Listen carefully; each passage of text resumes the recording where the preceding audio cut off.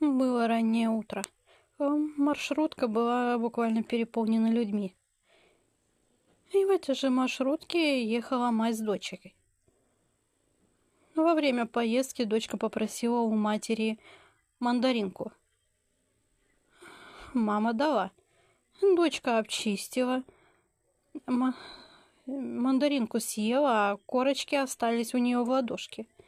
Девочка подумала и на весь автобус у матери спросила: «Мама, а мандариновые корки куда? В окошко или в самогон?»